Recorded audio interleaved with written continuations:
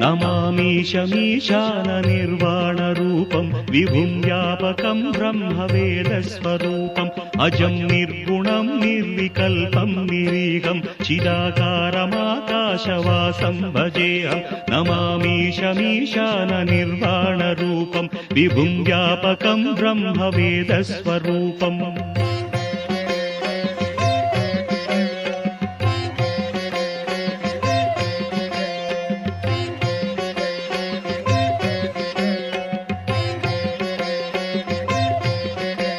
निराकारमोङ्कारमूलं तुरीयं गिराज्ञानगोतीतमीशं गिरीशं कराळं महाकालकालं कृपालं गुणागार संसारसारं नतोऽहम् तुषाराद्रिसङ्काशगौरं गभीरं मनोभूतकोटिप्रभासी शरीरं स्फुरन्मौलिकल्लोलिनी चारुगङ्गा रसफालबालेन्दुकण्ठे भुजङ्गा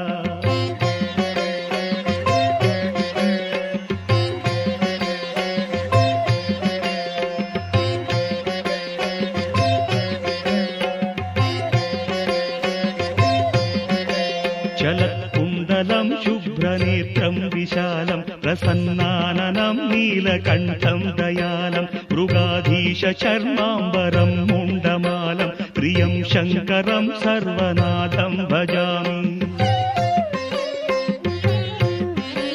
प्रचण्डं प्रकृष्टं प्रगल्भं परेशम् अखण्डं भजे भानुकोटिप्रकाशं त्रयीशूलनिर्मूलनं शूलपाणिं भजेऽहं भवानीपतिं भावगम्यम्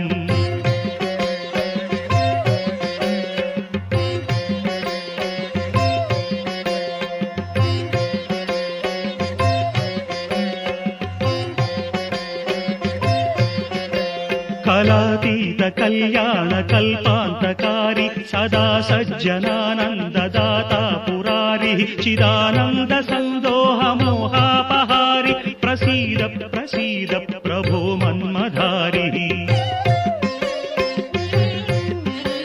न यावत् उमानाथ पादारविन्दं भजन्तीह लोके परे वानराणां न तावत् सुखं वापि सन्तापनाशं प्रसीद प्रभो सर्वभूताधिवास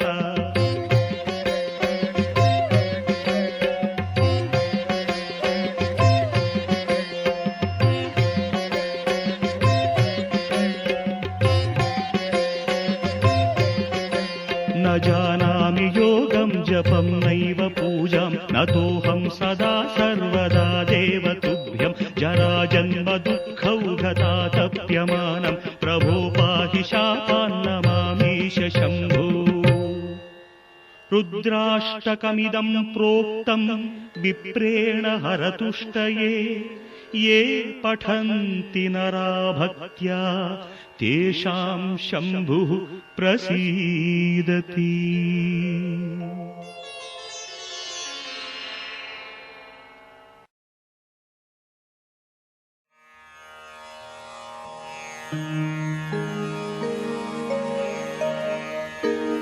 ॐ मृत्युञ्जयाय विद्महे महारुद्राय धीमहि तन्नः सदाशिवः प्रचोदयात्। ॐ मृत्युञ्जयाय विद्महे महारुद्राय धीमहि तन्नः सदाशिवः प्रचोदयात्। ॐ मृत्युञ्जयाय विद्महे महारुद्राय धीमहि तन्नः सदाशिवः प्रचोदयात्। ॐ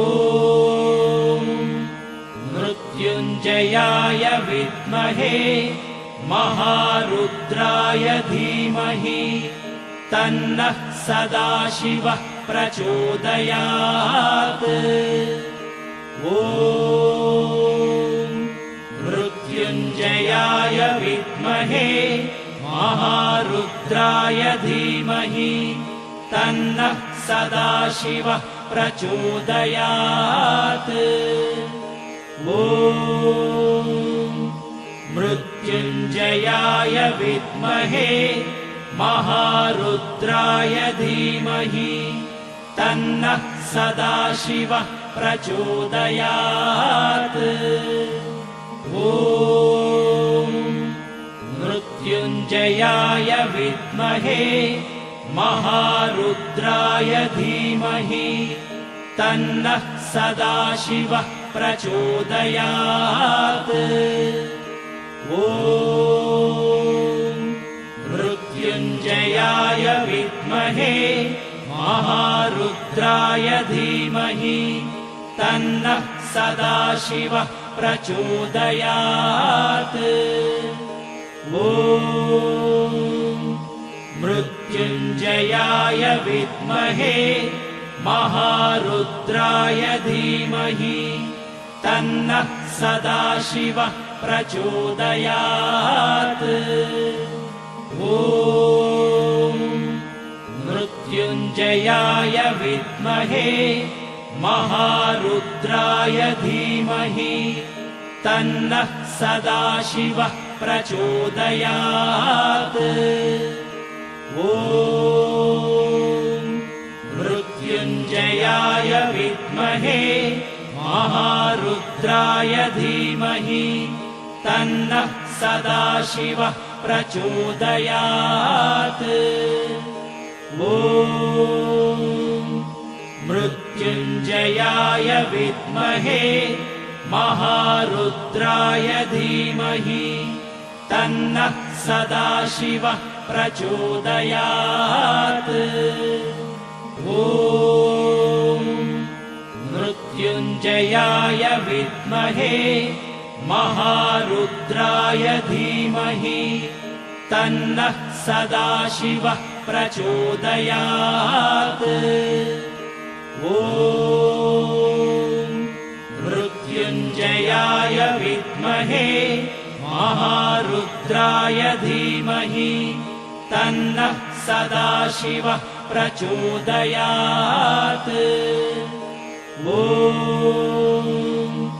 मृत्युञ्जयाय विद्महे महारुद्राय धीमहि तन्नः सदाशिवः प्रचोदयात्। ॐ मृत्युञ्जयाय विद्महे महारुद्राय धीमहि तन्नः सदाशिवः प्रचोदयात्। ॐ मृत्युञ्जयाय विद्महे महारुद्राय धीमहि तन्नः सदाशिवः प्रचोदयात्। ॐ मृत्युञ्जयाय विद्महे महारुद्राय धीमहि तन्नः सदाशिवः प्रचोदयात्। ॐ मृत्युञ्जयाय विद्महे महारुद्राय धीमहि तन्नः सदाशिवः प्रचोदयात्। ॐ मृत्युञ्जयाय विद्महे महारुद्राय धीमहि तन्नः सदाशिवः प्रचोदयात्। ॐ मृत्युञ्जयाय विद्महे महारुद्राय धीमहि तन्नः सदाशिवः प्रचोदयात्। ॐ मृत्युञ्जयाय विद्महे महारुद्राय धीमहि तन्नः सदाशिवः प्रचोदयात्। ॐ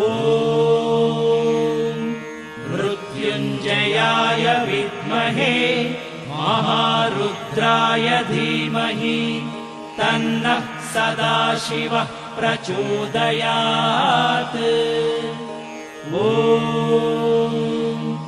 मृत्युञ्जयाय विद्महे महारुद्राय धीमहि तन्नः सदाशिवः प्रचोदयात्।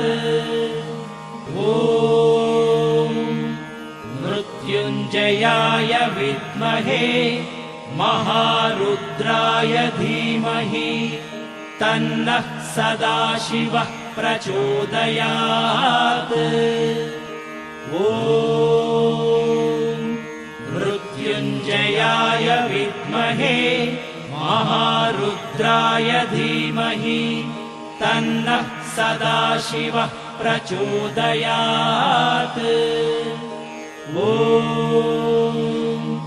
मृत्युञ्जयाय विद्महे महारुद्राय धीमहि तन्नः सदाशिवः प्रचोदयात्। मृत्युञ्जयाय विद्महे महारुद्राय धीमहि तन्नः सदाशिवः प्रचोदयात्। मृत्युञ्जयाय विद्महे महारुद्राय धीमहि तन्नः सदाशिवः प्रचोदयात्।